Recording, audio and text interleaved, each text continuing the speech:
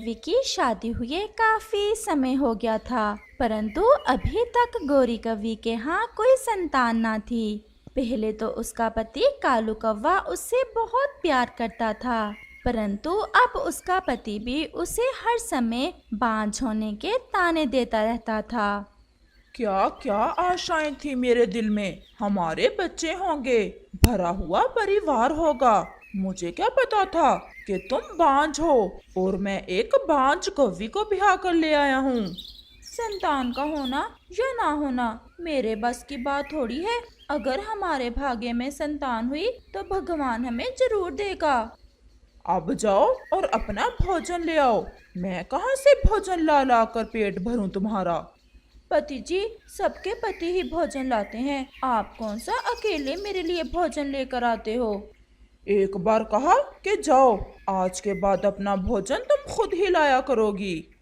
वो गौरी कव्वी वहाँ से जाने ही वाली थी कि वहाँ कालू कव्वे का मामा जी आ जाता है। आए आए मामा जी, आज बिना बताए ही कैसे आना हुआ। एक जरूरी काम से आया हूँ। ये बताओ कि तुम्हारी पत्नी के कोई अंडा हुआ अभी तक या नहीं। मामा जी, वही रोना तो मैं अभी अभी रो रहा था। मेरा भी दिल करता है कि मेरी भी संतान हो, और ये बांझ है कि हर समय खाने पर जोर देती रहती है। इसे तो संतान की जरूरत ही नहीं। ये आप मेरे दिल से पूछ कर देखें, आप तो रात को सो जाते हो और मैं सारी रात रोती रहती हूँ। शादी के बाद हर कव्वी की इच्छा होती है कि वो माँ बने। कालू, मेरे पड़ोस में एक कौवी रहती है। उम्र भी ज्यादा नहीं है। वो शादी करना चाहती है। उससे मैंने तुम्हारी बात की है। मामा जी, ये आप क्या कह रहे हैं? क्या आप मेरे ऊपर सौतन लाने की सोच रहे हैं? तुम बांझ हो और हम कब तक इंतजार करें। पूरा 1 साल तो हो गया है तुम्हारी शादी को। मामा जी, मेरी तरफ से हाँ है। आप जाएं और बात पक्की करें उस कवि जी से। गौरी कव्वी से ये बातें बर्दाश्त नहीं हो रही थीं। वो कुछ कर भी तो ना सकती थी, इसलिए वो वहाँ से चली जाती है। बात तो मैंने पक्की कर दी है। तुम कल आना और ब्याह कर ले आना उसे। वो तुम्हारे घर को अच्छे से संभालेगी और फिर जल्दी ही तुम्हारे घोंसले में भी छोटे छोटे बच्चे होंगे। क्या बात है गौरी बहन, आप रो क्यों रही हैं? सब ठीक तो है ना? चिड़िया बहन, संतान का ना होना पक्षियों की बस की बात तो होती नहीं। कालू हर समय मुझे बाज बाज कहता रहता है और अब तो वो मेरा भोजन भी नहीं लेकर आता। अगर संतान ना हो तो ऐसे ताने तो हम मम्मा पक्षियों को सुनने को मिलते ही हैं। आज कालू का मामा जी आए हुए थे और वो तो कालू की दूसरी शादी कर रहे हैं। गौरी, मुझे तो पहले ही डर था इस बात का। अगर कालू की हाँ है तो फिर तो वो दूसरी शादी करके ही रहेगा। उसने तो मेरी भी शर्म ना की, मेरे सामने ही मामा जी को हाँ कर दी थी। अच्छा, अब चुप कर जाओ। ये लो अमरूद खा लो, तोता देकर गया था मुझे, बहुत मीठा है। फिर ऐसे ही शाम हो जाती है। गौरी और चिड़िया वहाँ से चली जाती हैं।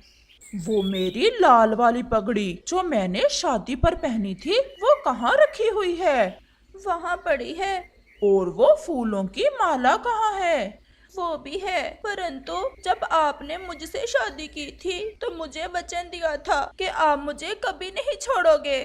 तो मैं छोड़ कब रहा हूँ तुम्हें? मैं तो अपने मामा जी के कहने पर दूसरी शादी कर रहा हूँ, और वो भी संतान के लिए। अगर तुम बांझ ना होती तो मैं कभी भी दूसरी शादी ना करता। आपको मुझसे प्यार ही ना था। अगर मुझसे प्यार होता तो आप कभी ऐसा ना करते। मैं मानती हूँ कि संतान के बिना रहना बहुत मुश्किल है, परंतु जितनी संतान की इच्छा आपकी है, मेरी भी तो है। कालू दूसरी तरफ मुंह करके सो जाता है, जबकि गौरी सारी रात जाकर गुजारती है। सुबह हो जाती है, कालू जी भी उठ जाते हैं और शादी की पूरी तैयारी कर लेते हैं। मैं कैसा लग रहा हूँ? पति जी, मुझे तो अभी तक विश्वास नहीं हो रहा कि आप दूसरी शादी भी कर सकते हो। शाम को विश्वास हो जाएगा जब शाम को मैं पिंकी को साथ लेकर आऊंगा। फिर कालू कौवा वहाँ से चला जाता है। वो तो कुछ ज्यादा ही तेज उड़ रहा था। उसे तो दूसरी शादी का कुछ ज्यादा ही शौक हो रहा था। आओ भी कालू, तुम तो सुबह सुबह ही आ गए हो। मामा जी, मैंने सोचा कहीं मुझे देर ना हो जाए, इसलिए सारी तैयारी तो मैंने रात को ही कर ली थी। तो फिर चलो, पिंकी को भी मैंने कल ही बता दिया था, वो भी तैयार ही होगी। फिर कालू और उसका मामा जी पिंकी कौवी के घर जाते हैं। पिंकी जी, मैं कालू हूँ। मामा जी ने बताया ही होगा आपको मेरे बारे में। आपको बहुत खुश रखूंगा मैं। खाने में मकई का भुट्टा बहुत पसंद है मुझे, और कभी कभी मिठाई भी। मैं आपके लिए तरह तरह के भोजन लाया करूंगा। अगर ठीक से रहे तो रखना उस बुढ़ी कौवी को, लड़ाई करे तो भगा देना। और हाँ, उसे कहना कि अपना भोजन भी खुद ही लाया करे। मामा जी, आप चिंता ना करें, पिंकी के होते हुए मुझे उसकी क्या जरूरत। अगर कोई उल्टी सीधी बात की तो 2-4 लगाकर भगा दूंगा। कबूतर और चिड़िया गोरी कौवी के पास आते हैं। गोरी बहन, आज मैंने देखा कालू दुल्हा बने कहीं जा रहा था।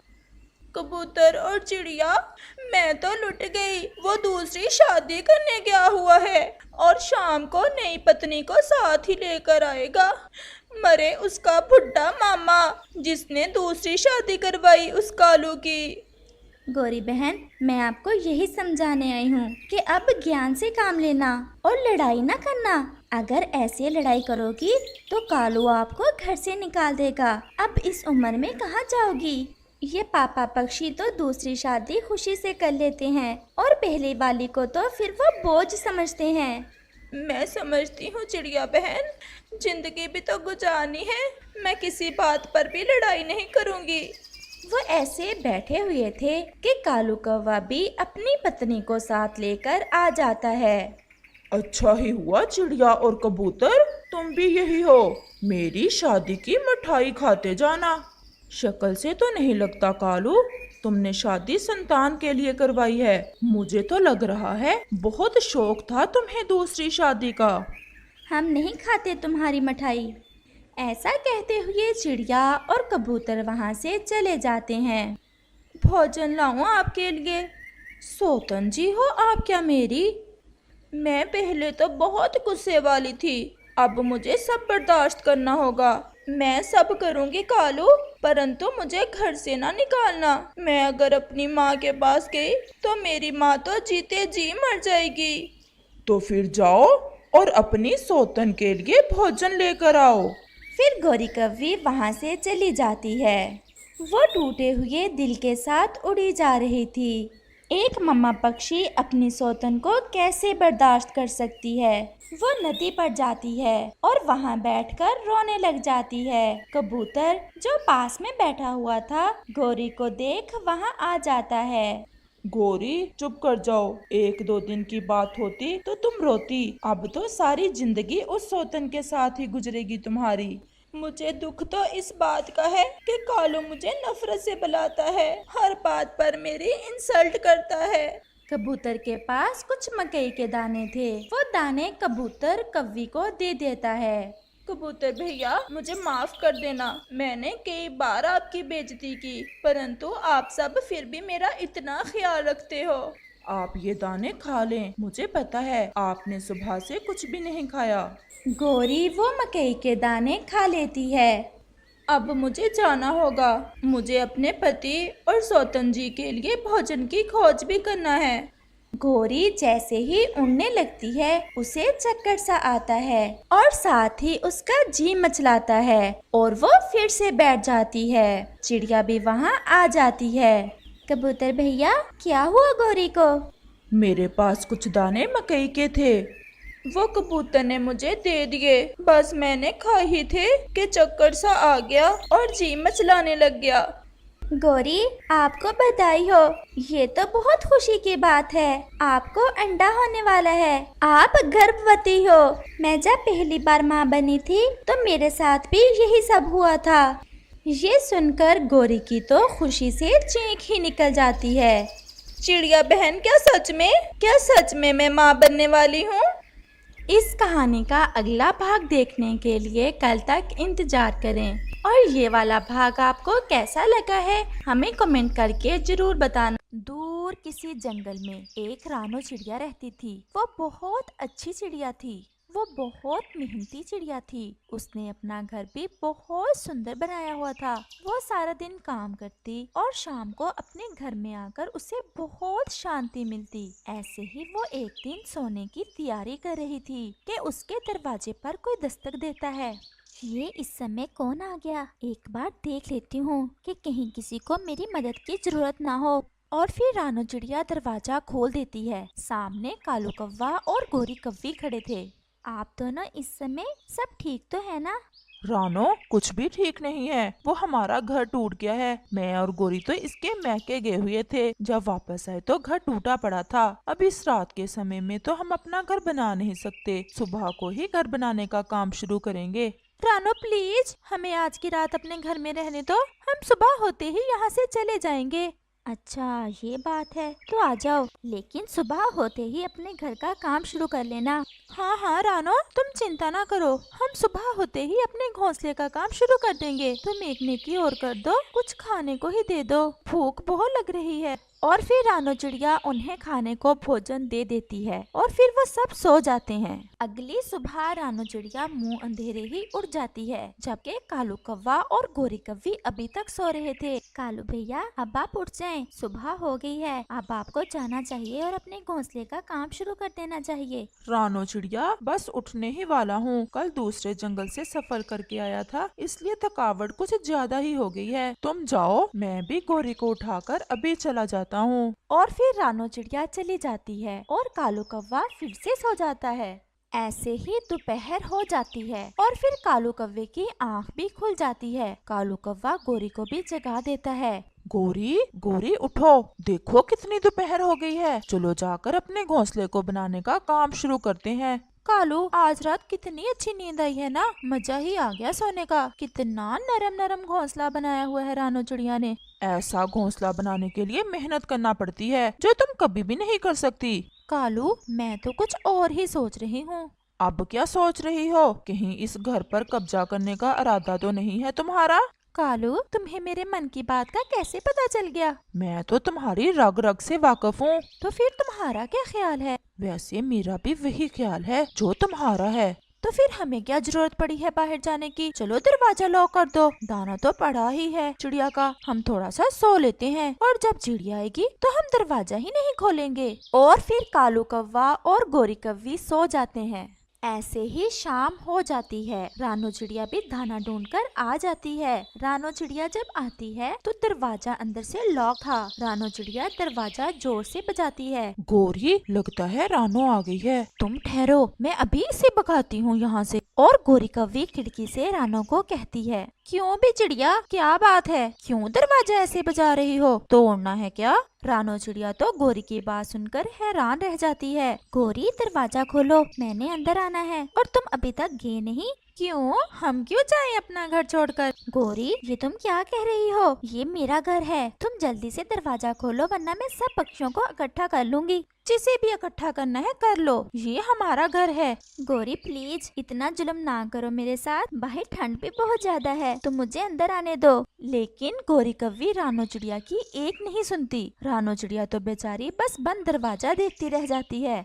रानो चिड़िया इस समय बहुत बेबस थी। वो ऐसे ही वहाँ से थोड़ा दूर एक पेड़ के नीचे बैठ जाती है। उस पेड़ के पास ही एक तरबूज की बेल थी, जिस पर 2 तरबूज लगे हुए थे। चिड़िया, तुम उदास क्यों बैठी हो?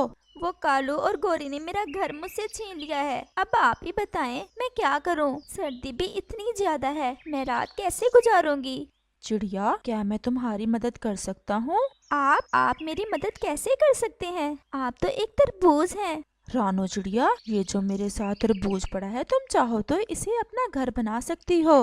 मैं तरबूज को कैसे अपना घर बना सकती हूँ? बस थोड़ा सा इसमें सुराख कर लो, ये अंदर से खोखला है, और फिर तुम इसके अंदर अपना घर बना लेना। ये तुम्हें ठंड से बचा लेगा। मुझे इसकी बात मान लेनी चाहिए, वरना इस ठंड में तो मैं मर जाऊंगी।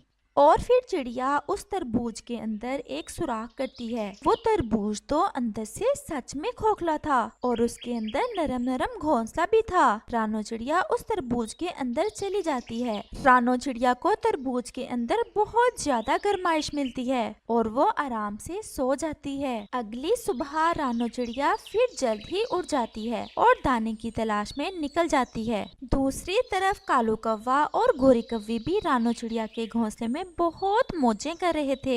कालू, देखा मैंने रानो चिड़िया को कैसे डराया? वो दोबारा नहीं आई हमसे अपना घर वापस लेने। गोरी, वैसे तुम हो बड़ी शैतान, दूसरों की चीजों पर कब्जा करना तो कोई तुमसे सीखे। अब चलो थोड़ा बहुत भोजन भी ढूंढ लाए। रानों का जमा किया हुआ भोजन तो तुम एक ही दिन में खत्म कर चुकी हो। कालू, मेरे खाने पे ना नजर रखा करो, पहले ही मैं बहुत कमजोर होती जा रही हूँ। और फिर वो दोनों भोजन की तलाश में चले जाते। वो दोनों उसी पेड़ के पास चले जाते हैं जिसके नीचे रानो चिड़िया का तरबूज वाला घर था। गोरी की नजर अचानक से रानो चिड़िया पर पड़ती है। वो तरबूज के अंदर चली जाती है। कालू, वो देखो रानो, वो तो उस तरबूज के अंदर चली गई। ये कैसे हो सकता है? चलो जाकर देखते हैं कि क्या साहसिक कार्य है। गोरी, आखिर तुम्हें चैन क्यों नहीं आ रहा?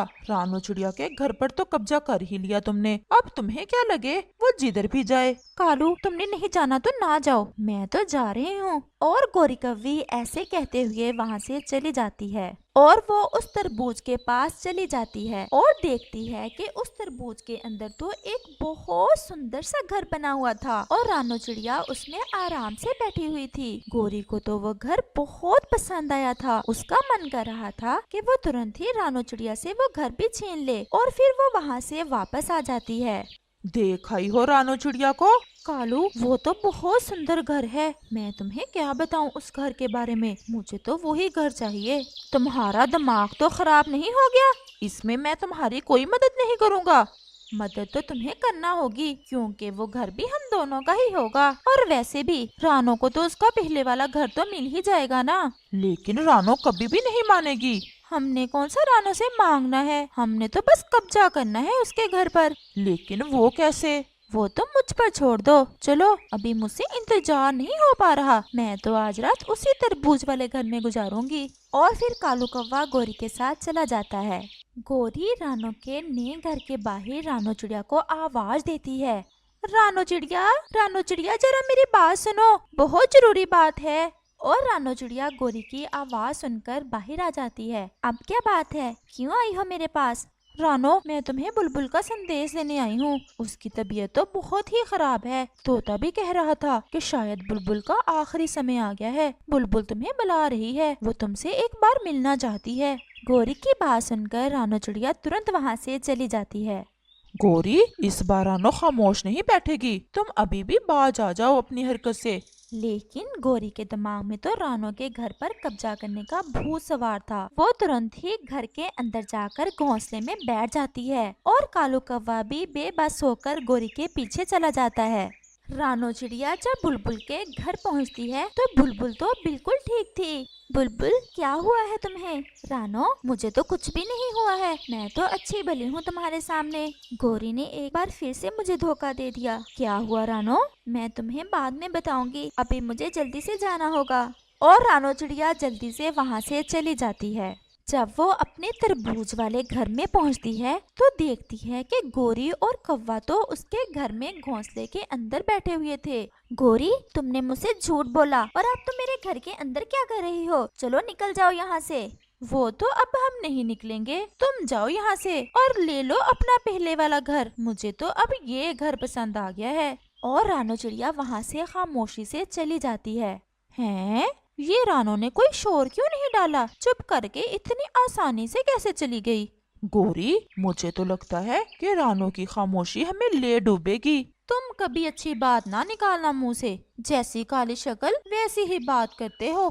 और कालू कौवा खामोश हो जाता है। और फिर ऐसे ही रात हो जाती है और साथ में गहरे बादल भी आ जाते हैं और देखते ही देखते तेज बारिश शुरू हो जाती है। रानो चिड़िया तो अपने घर में बैठी बारिश के मजे ले रही थी, जबकि ज्यादा बारिश होने के कारण जमीन पर हर तरफ पानी ही पानी हो जाता है, जिस कारण तरबूज वाला घर पानी के ऊपर तैरने लगता है। गोरी की तो चिंखें निकल रही थी। देखते ही देखते वो तरबूज पानी में डूब जाता है और जालम अपने अंजाम को पहुंच जाता है। इस कहानी से हमें सीख मिलती है कि हमें कभी भी किसी की चीज पर कब्जा नहीं करना चाहिए, क्योंकि बुरे काम का अंत भी बुरा ही